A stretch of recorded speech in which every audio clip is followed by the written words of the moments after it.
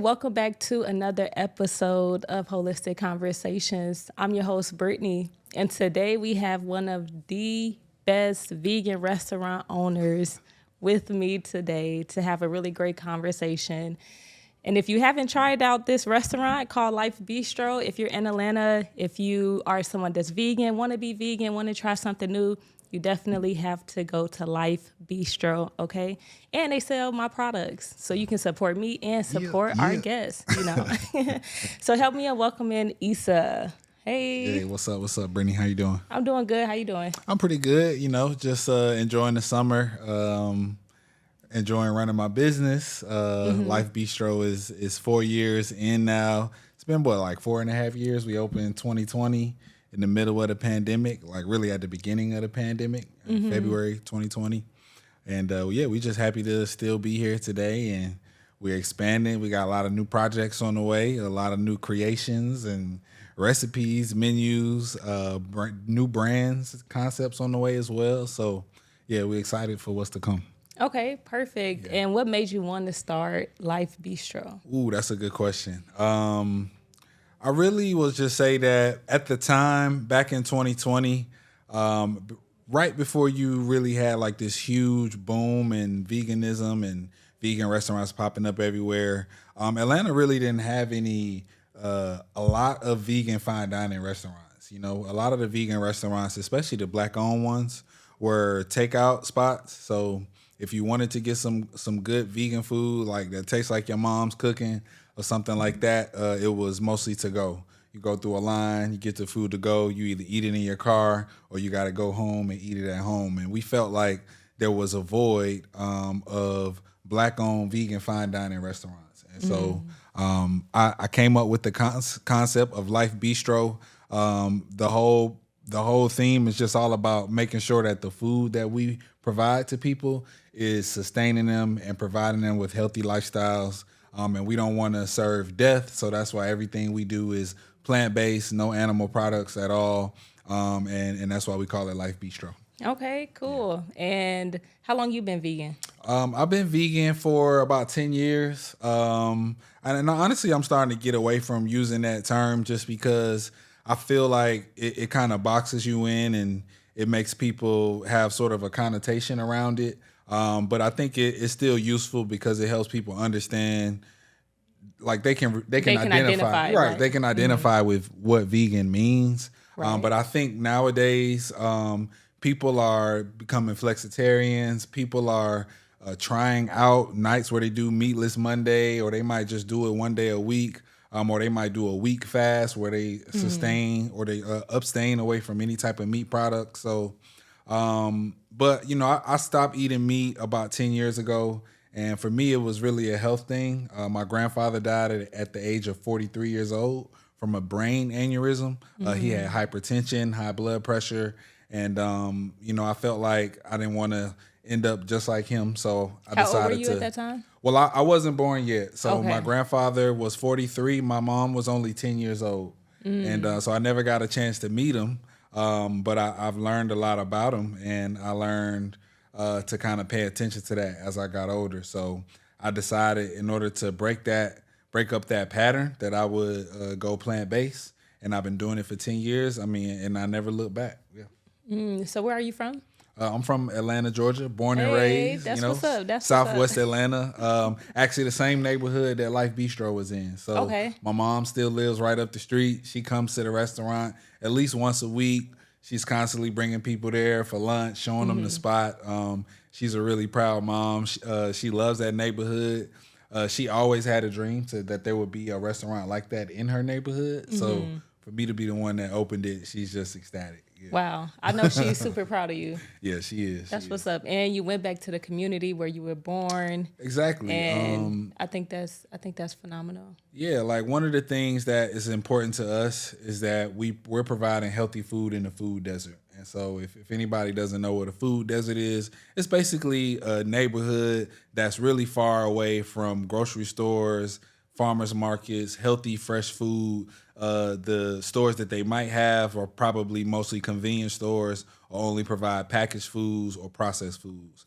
And so I grew up in the neighborhood, Sylvan Hills, where Life Bistro is, growing up, there was nothing around there. Like the best thing you could get was maybe some wings and some fries. And so, and even that was sometimes hard to get because those businesses were constantly going in and out of business. So for us to be able to open Life Bistro in Sylvan Plaza, which is like a plaza that I'm just used to walking through to get from one neighborhood or one side of the neighborhood to the other, we turned it into a business. And I really had to give a lot of praises to my sister who opened up Yaya's Natural Hair Boutique a year before I opened up Life Bistro in the same plaza. And so I helped her open up that business, and then that kind of opened up my eyes to what it's like having an actual storefront, having to invest in a building, signing a commercial lease, doing renovations, and I got a little bit of experience. So when it was time to open up Life Bistro, I kind of knew what I was doing just a little bit, just enough to make it to where we are now. To get started, and you figure it out as you go along. Oh yeah, that's cool. Well, let's backtrack a little bit, and I hear how you talk of your mother, right? And I'm sure she played the big part into maybe outside of your grandfather. She could have played the part into your healthy lifestyle, or maybe some change you wanted to have in your life as far as being vegan. So what's one lesson you learned from her? I'll give you a good one that she taught us when we were young. Always have something green on your plate. Okay. You know, I don't know if a lot of people's moms said that when they were young, but for me, she always said, always have something green on your plate. And she just taught me the importance of a balanced meal. So whenever we ate, you know, she made sure there was something green, protein, a healthy grain. Back then, I think she was really into like brown rice and couscous and tofu. Okay, so she was already on to it. Oh, it. yeah, man. Like, we were like, I remember when I was really real little, like, we would bring tofu sandwiches to school, and people would be like, what's that? What are y'all eating? And we were like, oh, don't worry about it. And then over time, you know, it got a little more popular, and you know, people, I started realizing people were just curious, you know? Did you have like shame or? A little bit. Like growing up, it was like, it wasn't cool yet to be vegan. So, you know, we weren't exactly vegans back then. It was called strict vegetarian, but we were like a vegetarian household. We did start to eat chicken and fish, but she never stopped making the barbecue tofu and the tofu pot pie and, you know, the vegan French toast, like just a lot of really good foods that I would say definitely have inspired the menu today. My dad, he's a great chef too, so he's inspired some of the recipes. So it's just been really just a collection of all of my experiences throughout life. I've worked at a bunch of different restaurants. When I was young, I wanted to be a chef, so I went to like a cooking camp. And you know, so there was a little bit of training in there. Did you have a favorite meal as a kid? Yes. Did you like to cook? Yes, it's the mac and cheese that my mom makes. And I ain't gonna lie, like to this day, if my mom makes real mac and cheese, I gotta have some because it's literally that good. Yeah. So you know, I don't want to break nobody's heart, but yes, that for that moment, I'm breaking all rules to eat the real mac and cheese that my mom makes. Okay. But my mac and cheese at the restaurant is very similar to hers. But yeah, the mac and cheese. And my mom would make these fried tofu sticks. People go crazy over her barbecue tofu too. She's actually in the New York Times with that tofu recipe. So it was kind of cool to see her get honored for that. Cause like our family was growing up, we were like the Kwanzaa family. So, you know, we threw a big Kwanzaa party every year, potluck, everybody from all around the community pull up. The house is full of people and, yeah, everyone's always like asking about that barbecue tofu. Okay. That's what's up. So when you created the menu for Life Bistro, did you come up with all the recipes as well? Yeah, so the original menu for Life Bistro, I created it all by myself. Over time, I will say that I've hired some phenomenal staff that get really creative in the kitchen. They get excited about the vegan food, even though some of them are not vegan. They get excited about our food, and they get in there and they create new items, you know. And I'm proud of the fact that we got people eating vegan food who aren't vegan, but they're loving it because they work there. And you know, they've come up with things like the vegan quesadilla, which is a really popular item now.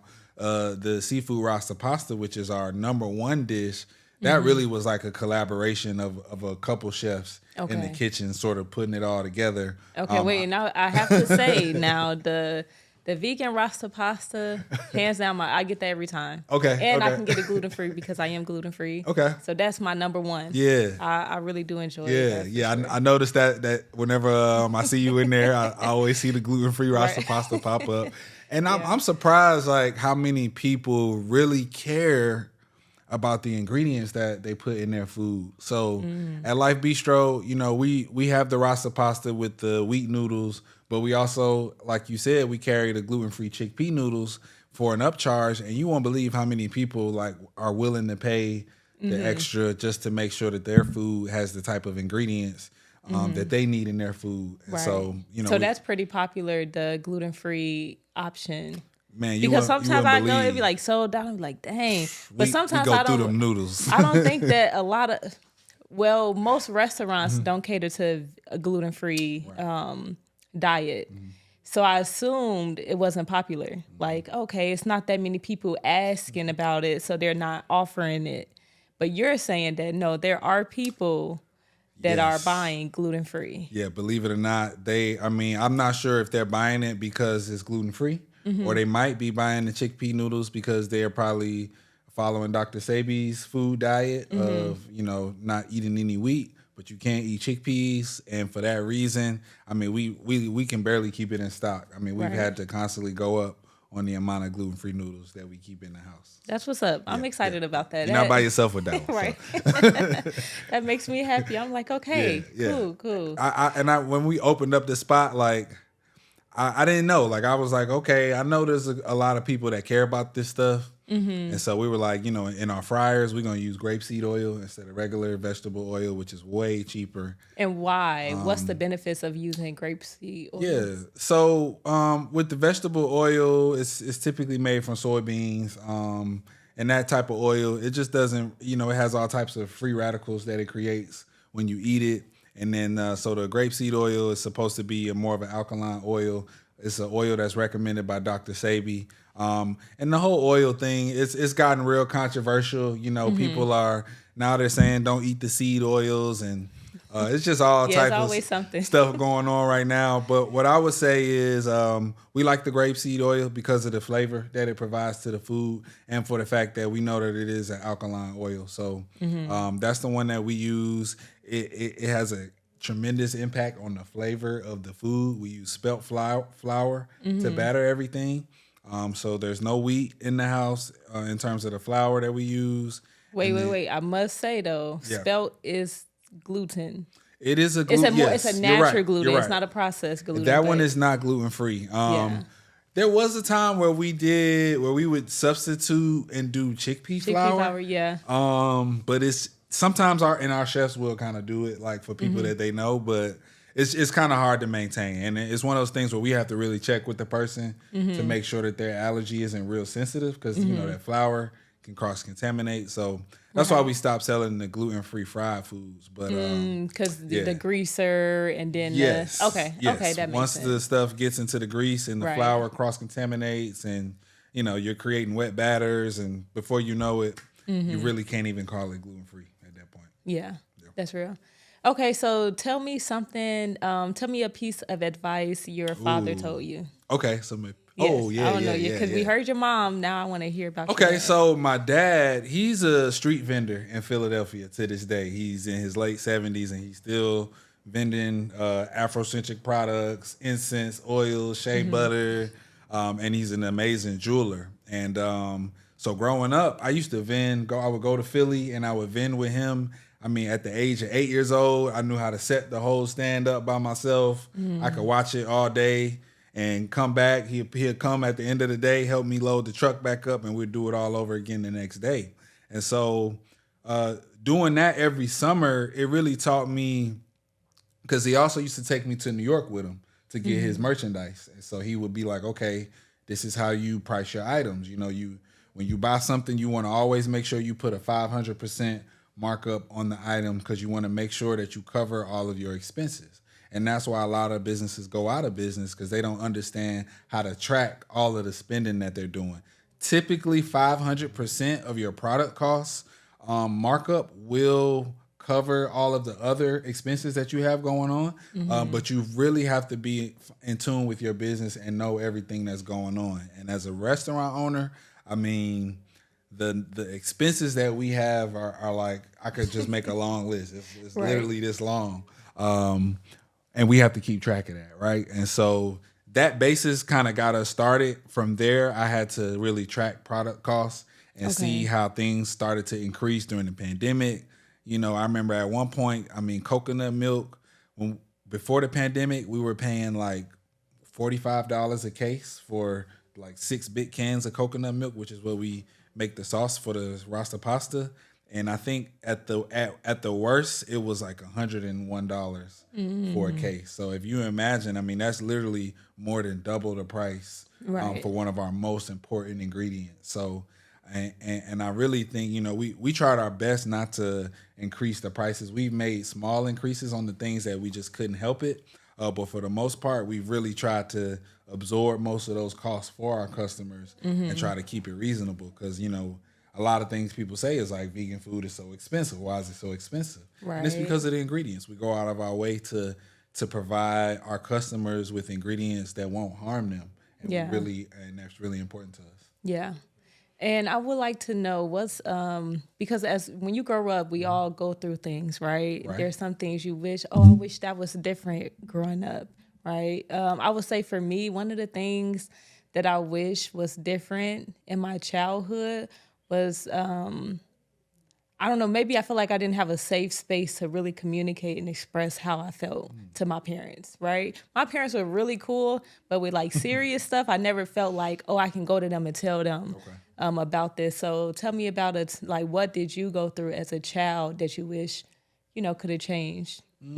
I think I say probably one of the toughest things for me was the fact that my dad lived in Philly and then I lived in Atlanta. So I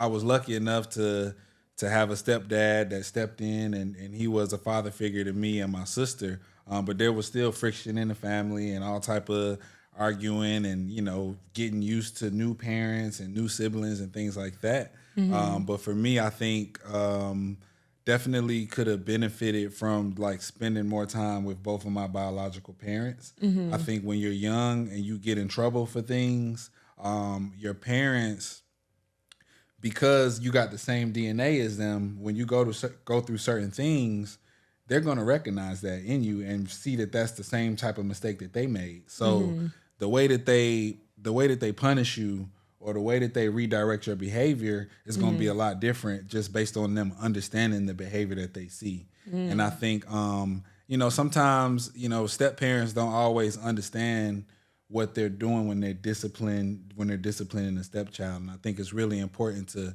build a relationship with your children, especially if you got bonus children, right? Like really respect who they are as a person first and build that relationship with them so that you can really understand what you're seeing when they do mess up, because everybody makes mistakes. I got in trouble a lot when I was a kid, like every point in my life. And so, yeah. Okay. How old were you when your stepdad came into the picture? Man, I was young. I was like 7 years old. Yeah. Okay. And so I was 7, and then I met my stepbrother at the same age. He was 3, and we pretty much grew up together. And but did you feel like there was a difference with how he treated his son versus you? Not necessarily.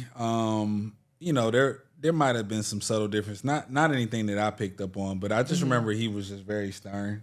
And we weren't really used to that. We were used to being raised by our mom. You could do what you wanted, open door policy, friends come and go. And then he came in and instilled some more structure, some more rules and some more boundaries, which I can't say it was all bad. A lot of that discipline and we had to do a whole lot of chores and stuff like that. Like I think that a lot of that is why I have the work ethic that I have today. Like, having a restaurant is no joke, especially when you're first getting started and you don't know a lot. So before we built the team that we have today, it was times where we were in there washing dishes, cooks calling out, so you got to cook, servers calling out, so you got to serve. We didn't have a kiosk, so you had to come up there and step in. So before we were as experienced, there was a lot of just tough nights where you just had to tough it out and just do the work. And so I think having the ability to just hit a switch and say I got to do it no matter what. I think that comes from just working really hard as a child, and then building that work ethic young. Mm-hmm. So you say you were a really bad child. I mean, I wasn't really bad, Yeah. but I made I made a lot of mistakes. You know? Yeah, So, yeah, I feel you. So how were you being disciplined in the home? Because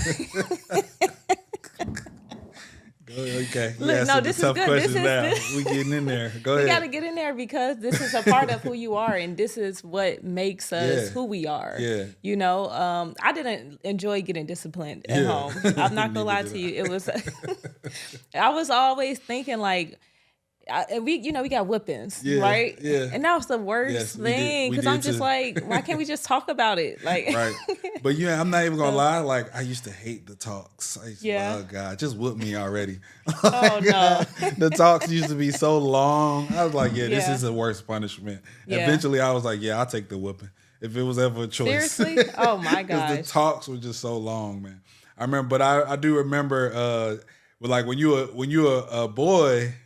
You remember that age when and a girl too, really. But you remember that age when like that whooping don't hit the same no more. Like you What, by your stepdad? Yeah, like when that first whooping where you don't cry and you're like, all right, yeah, like you toughen up. Like I'm ready for this shit now. The next time I'm gonna fight back. You know? No, but then they take it to the next level. Then be like, all right, pull your pants down.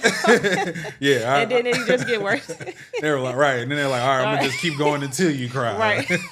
Like, all right, but so yeah, man. But I think we got whoopings. You know, we they took away privileges. You know, cell phones weren't really around till I was like in high school.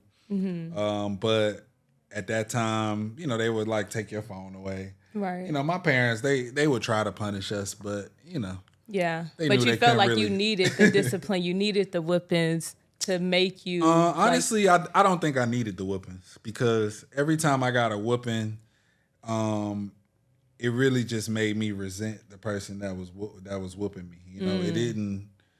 It didn't make me feel like the lesson that they were trying to teach me. I didn't buy into the idea of the lesson. Mm-hmm. I just knew not to get caught. Like I knew how dangerous it was to get caught. Right. And I think when we're raising our children, it's important to not just have them scared of the bad consequences, but really teach them the value of making the right decisions. That's so important. Like, what is the benefit of you doing the right thing here? And what's the disadvantages to it, short term and long term? And if you're not willing to really have that conversation with them, then, the whoopings and all of that stuff, it's not really going to have no impact. It's plenty of folks locked up right now. They've got whooped every single day. Right. It didn't do nothing for them. So, yeah. I don't plan on whooping my son.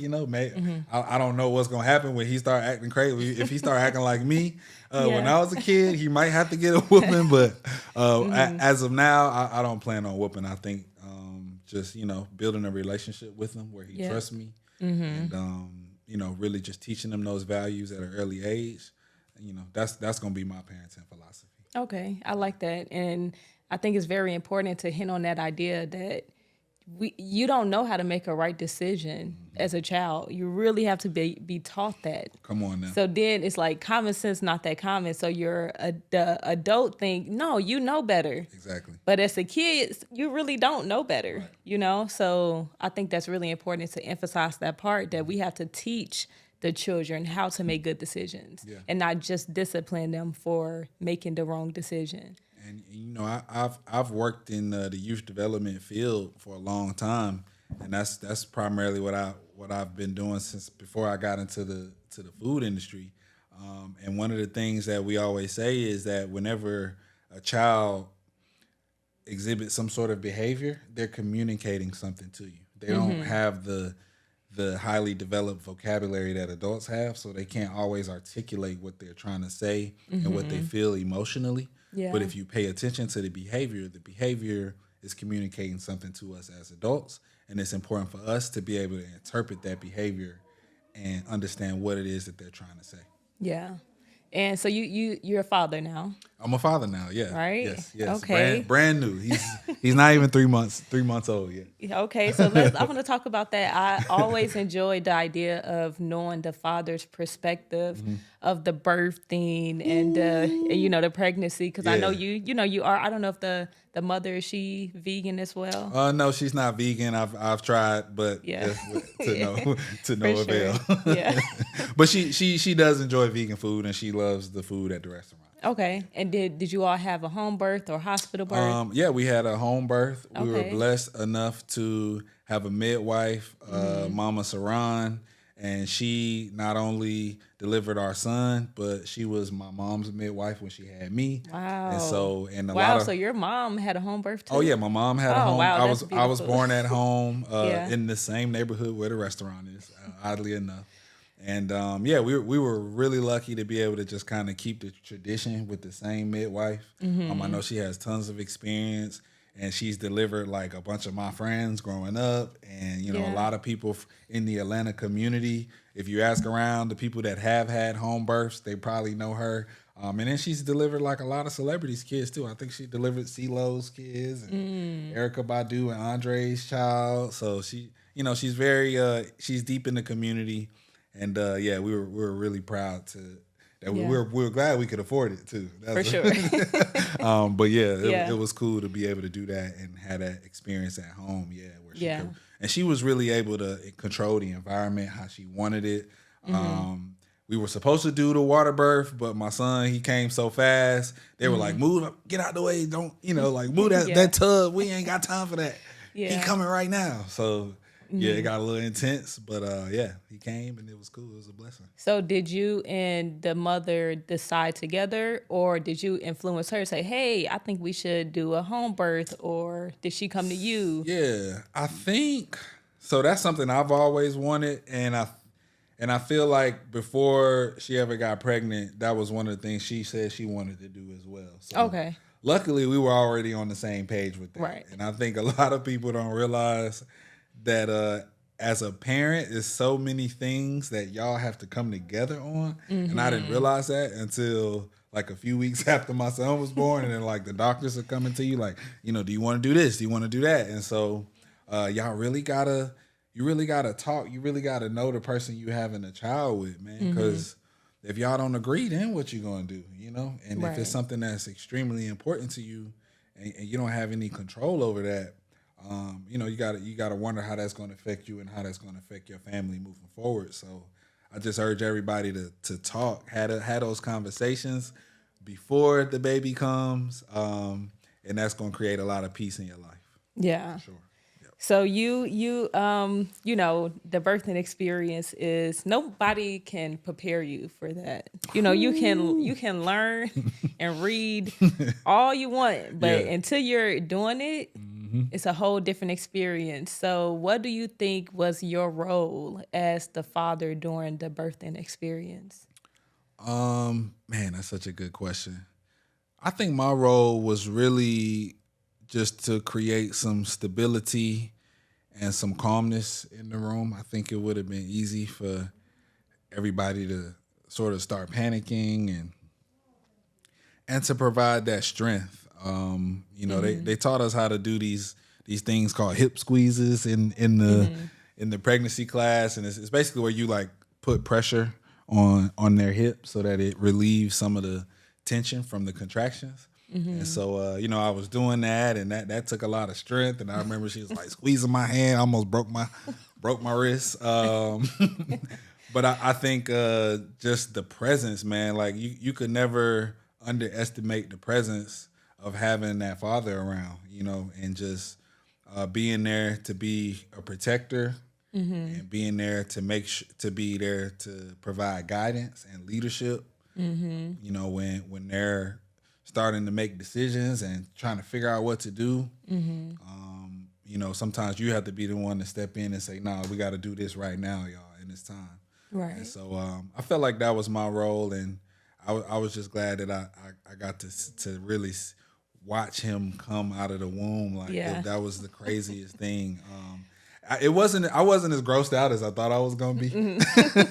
Maybe we got lucky that it was like a pretty clean birth. Like there was a little bit of blood, but that was it. And he came out so quick. Yeah. And I feel like during the birthing experience and even during postpartum, the father really have to tap into like his kind of feminine side, right? The nurture. Now you got to be a nurturer now because she can't do much. She kind of, on bed rest for a couple days with the baby. And I'm not sure if you all kept the umbilical cord intact or if you cut it, but if the umbilical cord is still intact to the placenta and to the baby, the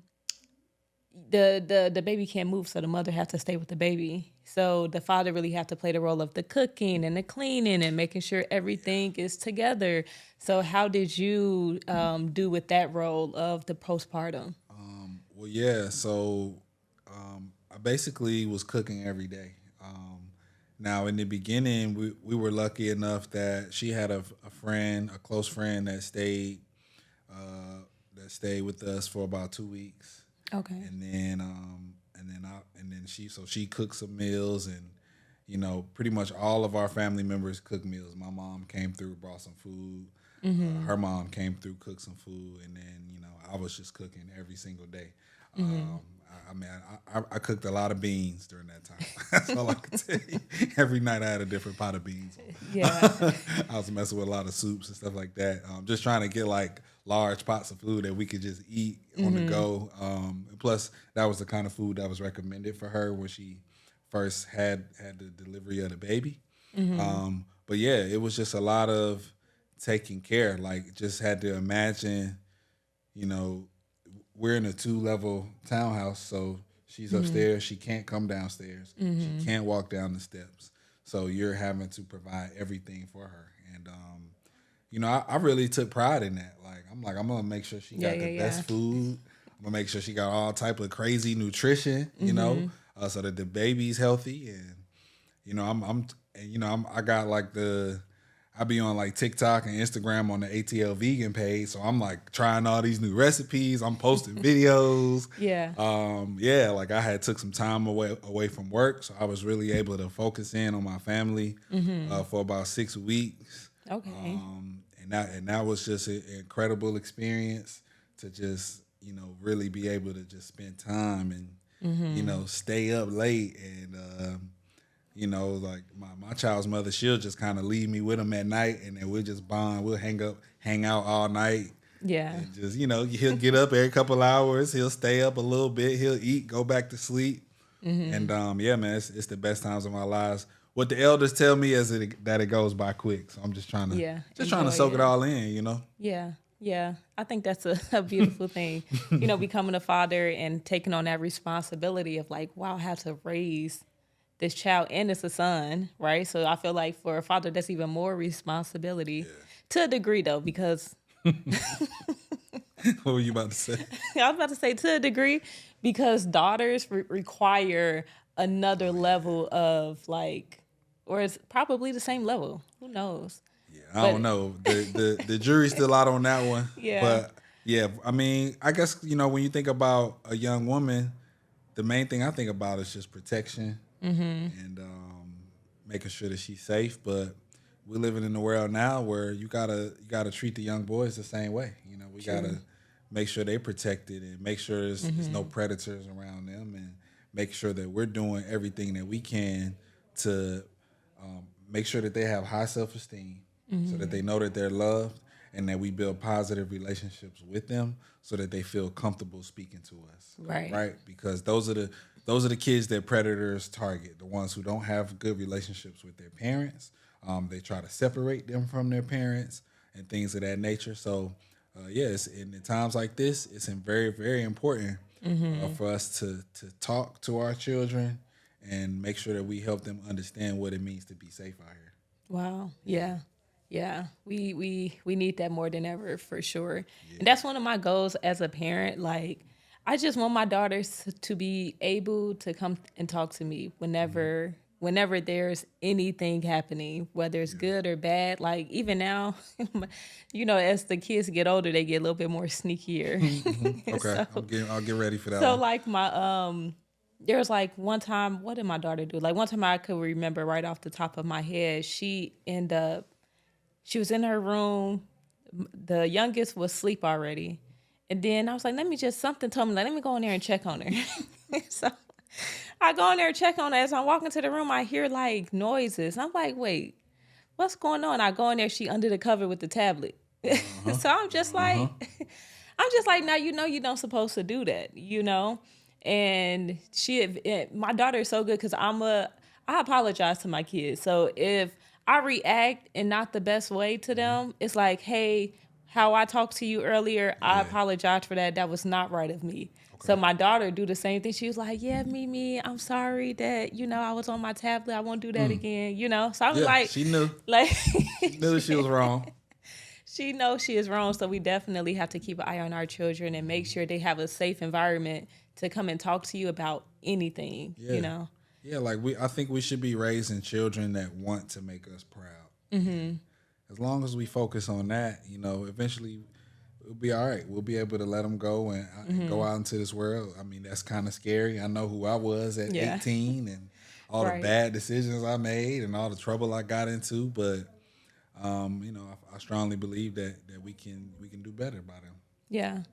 All right, so let's switch it up. I want to talk more about this vegan lifestyle, plant-based lifestyle, whatever title you want to put on it. Yeah, let's get into it. So, I don't know. Did you tell me why you went vegan? So mainly for the health reasons, like because of the grandfather. Yeah, because my grandfather passed at 43, so I knew that was something I needed to focus on. And when I was about young, like 25, 26, and I was going to the doctor, they would say things like, do you take hypertension medicine? Did you know that you're pre-hypertension? And I would kind of be like, oh, okay. Thinking like, what is that? Thinking it don't really mean nothing. And then when I finally understood what that meant, and understood that I already had some of those markers genetically for that stuff, I realized I had to make a big change because I already had high blood pressure at the age of 25. So, I didn't want to start taking hypertension medicine. Yeah. So I went vegan. Another thing that helped was just looking at the animal farms and the way they treat the animals and the fact that they're taking nonstop antibiotics and all of the mercury that's in the water. And you could go on and on, the hormones that they're pumping the animals with. And the fact that in America, I'm pretty sure that the way our cattle industry works is a lot worse than it is in other countries. And so with all of those things added up, it wasn't even hard for me to make the decision to just leave the meat alone. Right. Yeah. And I feel like as we, I guess I'm young. I would consider myself young. And I was just having a conversation with my cousin, and she was telling me that she got her gallbladder removed, and she's probably 28, 29. She got her gallbladder removed. She got some allergy to gluten, and I always advise anybody to stop eating gluten because it's affecting more people than we know, than people even think, because it shows up in different ways. Was she already gluten-free? No. Did she have like celiac? She was dealing with like stomach pains and things like that. And me being gluten free, I'm like, girl, it might be the gluten. It might be the gluten because that was something similar to my experience. Yeah. So, but it's hard to get rid of gluten because it's in everything, right? Yeah. And so she was still consuming it, and obviously at some point she ended up developing like gallstones, and the doctor say, well, this can't be removed from your body. You have to get the whole gallbladder removed if you want to stop dealing with the chronic pain. And I was on the phone with her, and I'm just like, but I don't think that's true. Like, if it got developed in your body, it can also get removed naturally without having to remove your gallbladder. I know an herbalist that would have gave her about one jar and knocked that thing right out. So, but the thing is, I'm like, wow, you're this young. And she was saying how, certain medications she take, because she have like ADHD, and she been doing that for a long time, like taking that medication.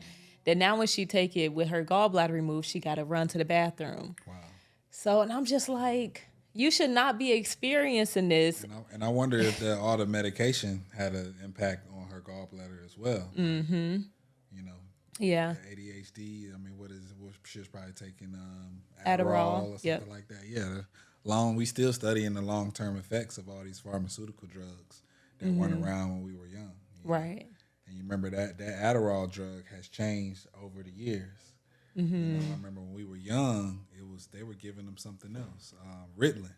They used to give them Ritalin, and then it went from Ritalin to something else, and then eventually they changed it to Adderall. And they're still studying the effects of those drugs.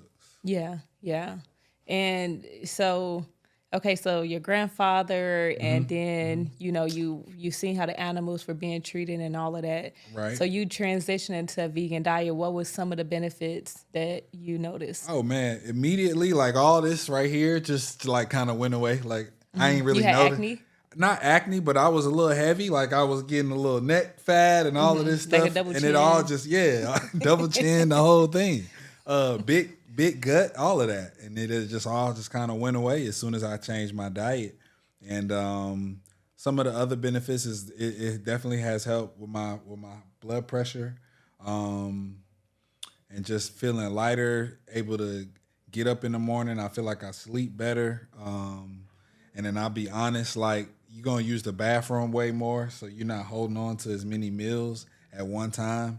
And that's just like, that was extreme. That was one of the first things I noticed. Like as soon as I went vegan, I was like, oh yeah, I'm going to the bathroom way more. Like back then I might've been going to the bathroom once a day. Now it's like every time I eat, you gotta let it go instantly. Yeah. And but when you start living like that, you're like, wait a minute, this feels more natural. This feels like it's supposed to be. And I'm like, wait, what was I doing before? Oh, I was holding on to 5 meals at a time. Wow. And at any given time, there were 5 meals circulating through my body. If I'm only going to the bathroom once a day or once every 2 days, you got to ask yourself, if you ate 6 times but you only went to the bathroom once, what's still in there? Right. So, and if you think about it from the perspective of you eat, you got leftovers, and instead of saving them, you throw them in the garbage, and you throw about 5 meals in the garbage. At some point, if you keep that trash can without taking it out, it's going to start developing bugs. It's going to start stinking, and it's going to have a lot of toxins in it. Exactly. So that's essentially the same thing that's happening in the digestive system, which can then cause illness because the gut is the second brain. So if you got all of these toxins in the gut, and then the toxins are now affecting the brain, affecting how you feel, affecting how you think, like it's important to go to the bathroom at least 3 times a day for sure. Facts. And that's, it's really just the biology of our bodies. A long time ago, we adapted to be able to hold on to more fat because we started living in colder temperatures. And, nowadays you don't really need to store fat because food is always readily available. Right. But evolution don't happen that fast. And so we stuck with this problem.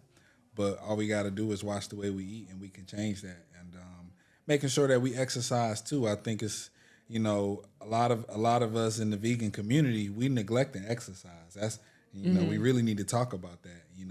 Hold on, wait. Before we talk about the exercise, we got to take a health break, okay? So I got something special for you. Oh yeah, what you got? Okay, What you got? I got. Okay, so. This is exciting. Okay. What? So I got some milk. Okay, All right, what so you got here? for some reason, for me personally, I've been going through a phase where I'm only eating 1 time a day, and I don't want to get too skinny. Yeah. So I'm like, I need something that's going to be high calorie that I can drink. So I made this nut and seed milk. Okay, we got some Brazil nuts, cashews, walnuts, hemp seeds, dates. So we got the protein, water, heavy protein. Heavy protein. I need this. This yes. is exactly what I'm drinking right before I work out or right after? Yeah. Probably both. And then once I make one of these, a 32-ounce jar, I'm taking in 800 calories. Wow, that's how many calories? Yes. In an 800? In what'd you say, 32 ounces. 32 ounce? Mm-hmm. Wow, 800. And then so this, also I have Did you break down the protein content as well? Yes, I believe it's about 25 grams of protein in that 32-ounce jar. Yeah. And I can... Yeah, open it. Let's take it. We go take a little health break. And for anybody who's also struggling with, maintaining your weight or eating healthy consistently, drink some milk. Nut and seed milk. Cheers to our health. What you call it? I don't know yet. Nut and seed milk. Okay, I like that. You like it? Yeah. Go ahead and slap a label on that so we can get that at the restaurant tomorrow. Cool. But yeah, it's a really easy to drink because I use dates. I use a little cinnamon for flavor, vanilla abstract, and a dash of maple syrup. Okay. And this is something like I want to test it out with my daughters as Yeah. well when they come back. I feel like the youth won't like this. Yeah. Because it's so nutrient rich. You all right? So yeah, as soon as you're ready, go ahead and you bring me a dozen to For the sure. restaurant. I think that's gonna do well. Yeah. That's really good. I got a milk mustache. No, you good. good? All right. You good. All right. So let's get back to it. Let's talk about our physical fitness. You know, being vegan, because sometimes, you know, being vegan, we think that's enough. And sometimes it is. I'm not gonna lie to you, because that's Right. how I maintain what I got going on, because I just eat clean. Yeah. And people think I You work out. You work out too, right? I do, but not as much as the people would think I work out based off like just looking at me. All right, You know, all right. I'm trying to create a consistent regimen around the gym, but I haven't found my new way of doing it, because as you get older, the way I used to work out when I was 20, it's not the same. I don't feel that same. So I'm trying to figure out my new routine. So Yeah, and I mean, it doesn't always have to be in the gym. You know, like I think it's just movement, right? Like as long as we Right. get our bodies moving and we're using more calories throughout the day than we're consuming, then we'll be fine.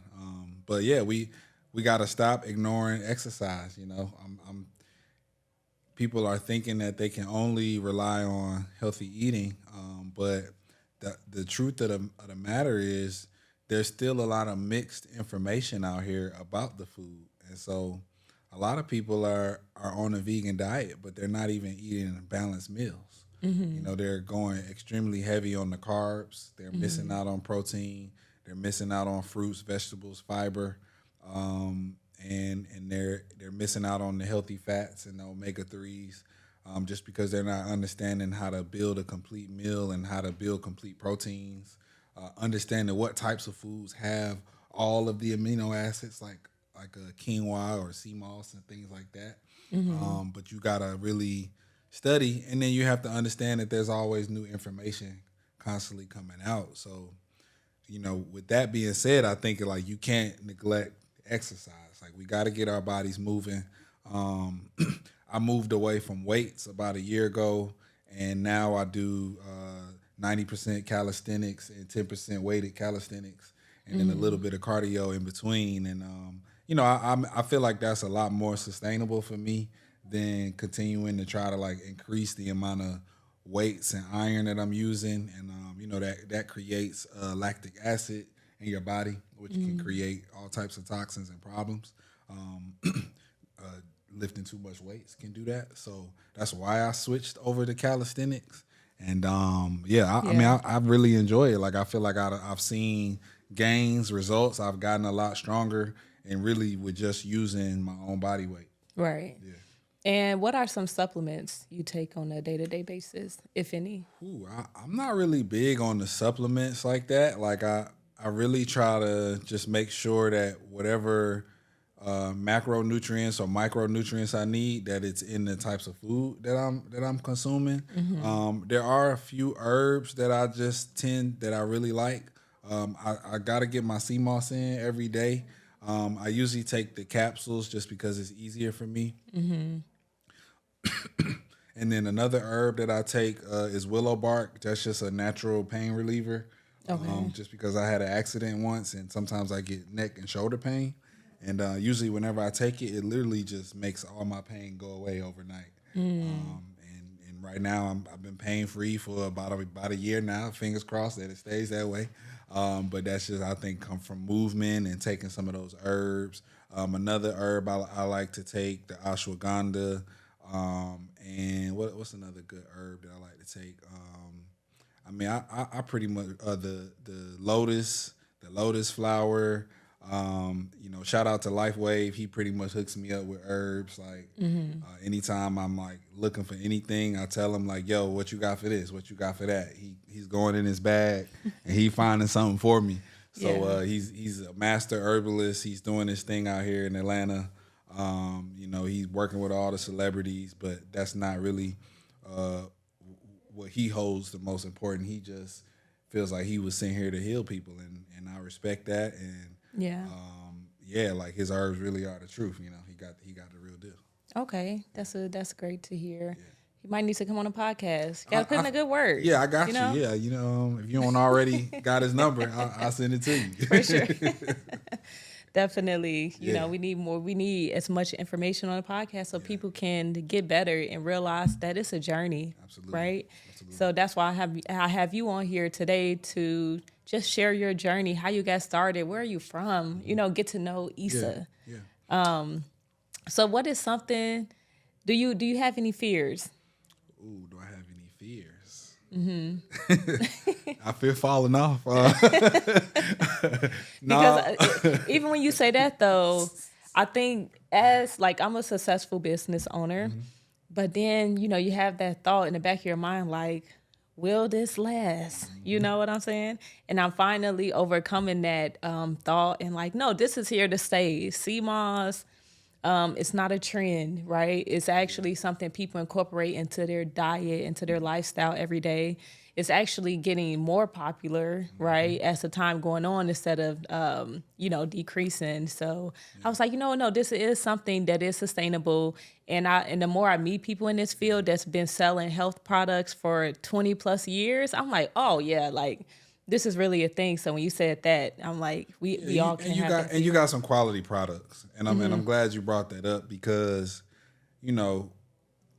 the health food industry and the health food industry, vegan restaurants, like it's becoming saturated. Like let's call it what it is. Yeah. We have a whole bunch of new business owners coming into the space, and we're at the point now where if you're not putting out a quality product, you're not gonna last. And so, I jokingly said I fear falling off, and I really don't have no fears like that, but that's a legitimate concern to make sure that your product is always of a good enough quality that you're not losing customers, that you're constantly gaining new customers. And I think that was one of those things that gave me anxiety as a new business owner. Was like, like I was so afraid to go to Google and read the reviews when it first started, right? But then I was like, nah, like you'll be all right. Go read the reviews, respond to people, find out what they're saying about your restaurant.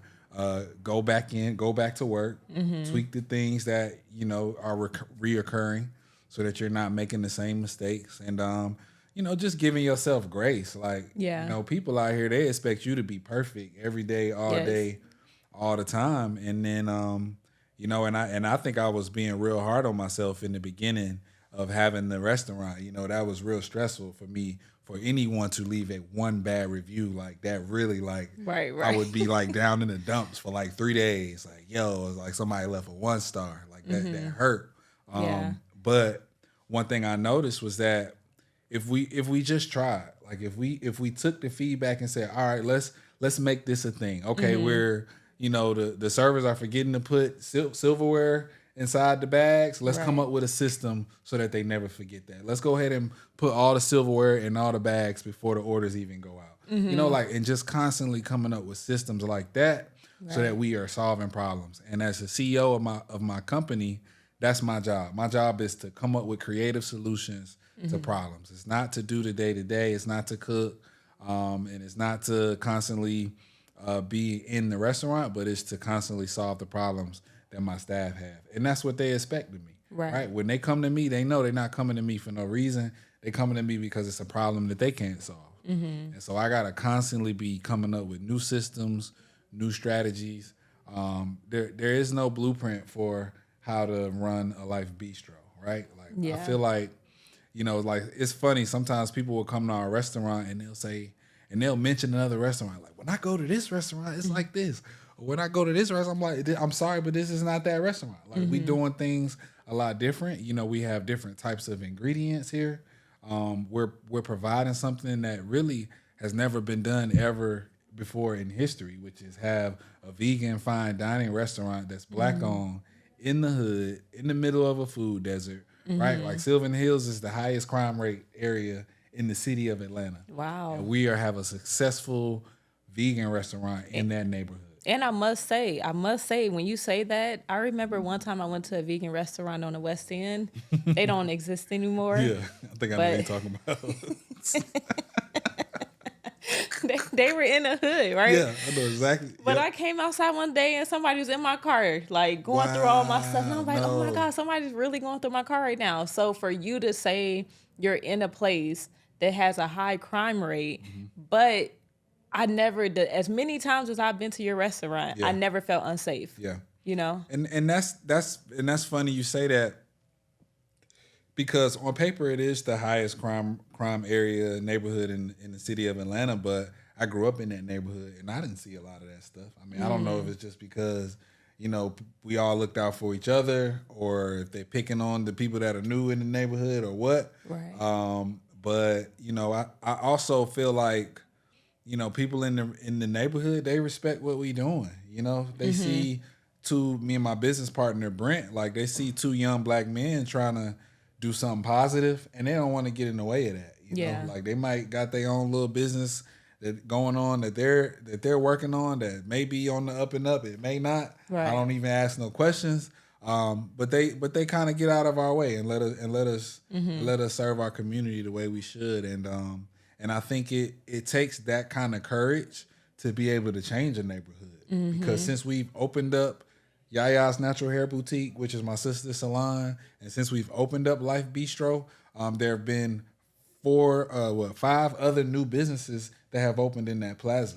And they actually just got the prep kitchen over there. Now prep ATL. They just bought a $3 million property and invested, and who knows how much money they spent on it. But I guarantee you they wouldn't have been over there if they didn't see Life Bistro over there. Like, oh, okay, if a vegan restaurant can survive over here, then yeah, this is a good place. It's for like, us it ain't to that invest. bad. Right, it can't be that bad. People coming over here, so and that's why I give a shout out to my sister, because she was the first person that saw that plaza as a place where we can make some money. She was like, this works. And I'm like, you sure? Right. Like, we from over here. Like, we know exactly what they do over here. She's like, yeah, this gonna work. And we did the same thing with Life Bistro. Okay, that's exciting. And let's hype you up a little bit, because I have seen some major celebrities coming to your restaurant, trying your food. Yep. So give me just a list of the people who came in and tried the food. Oh man, definitely. I can't go name anybody without naming Tabitha Brown. Like the Tabitha Brown effect is real. Like who we were as a restaurant before she came and after is like two completely different businesses. But yeah, she's come through on multiple occasions. Every time she's in town, even if she don't come through, she DM me like, "Yo, y'all over there? Y'all open? Yeah. I might be able to come. I might not." So big shout out to her. Jermaine Dupree, he's a regular. He comes through all the time. NLE Chopper, anytime he's in Atlanta, he'll slide through. JB Smooth, John Sally, Clifton Powell, Kev on stage, Tony Baker, Tahir Moore. Have that one guy came to your restaurant yet that like rate all like different restaurants and give his Keith rating? Lee? Yeah. No, he hasn't. Okay. We submitted our bid. We was in his comments and his DMs when he came to Atlanta. We know we would have gave him a much better experience than the restaurants he went to. But he didn't come through yet. But I think what I've learned is that, it's really cool to have celebrities come to your spot. It feels really great. But the people that keep us in business are the ones that just the regular everyday people that come every single day. Like, we got one customer, man. His name is Joe. He's our number one customer. He supports both of our restaurant locations all the time. He might be in there every single day. Sometimes he come in there more than once a day. And now that he's got kids, he's bringing his kids to the restaurant. So, like, it's people like that are literally the reason why we're open. Like, we look at it like, okay, if enough people do that, like, we'll always be in business. Yeah. And what's the difference? I know you highlight in Life Bistro having alkaline dishes. Okay. So what is an alkaline dish? Okay, so we learned all about alkaline foods from Dr. Sebi. And when Dr. Sebi was alive, he basically gave us the blueprint on healing. And he helped us understand that in order to heal the body, if you make the body completely alkaline, you can essentially rid it of all disease because disease dwells inside of mucus. And mucus comes from acid. So if we stay away from acidic foods, which is the opposite of alkaline foods, then we can essentially rid our bodies of all disease. And so at Life Bistro, we have so 1 second. What Dr. Sebi did was he provided us with a food list of all of the safe foods to eat if you're thinking about doing an alkaline only diet. So all you gotta do is Google Dr. Sebi food list and you'll find it. At Life Bistro, we have a separate menu that's alkaline only because we cater to all specific unique food diets like that. So if you're alkaline and you're looking for alkaline food, check out our alkaline only menu. Everything on there is just spelt flour and alkaline oils, and there's no corn, no wheat. The noodles are made from chickpea flour. The sauce is made from coconut milk. Yeah, so like if you are alkaline, definitely gotta check out the alkaline only menu.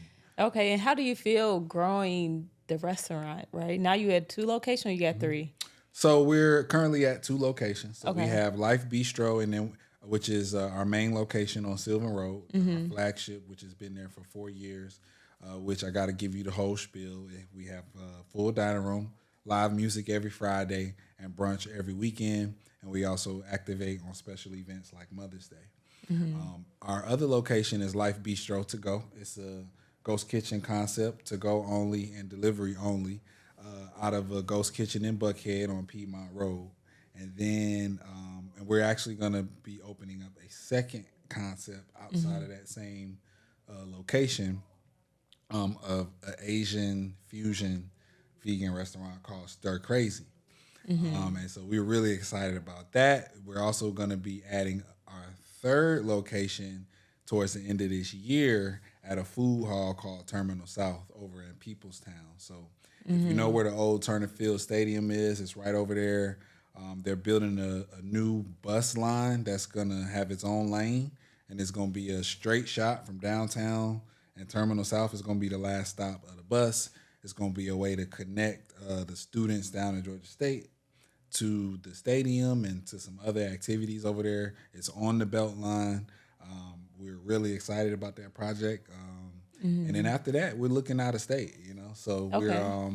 we're, I never been one that felt like I needed to move too fast. Like I've always kind of moved at my own pace with the restaurant, just because it's a lot to handle. Yeah. But I think we're ready for our next big challenge.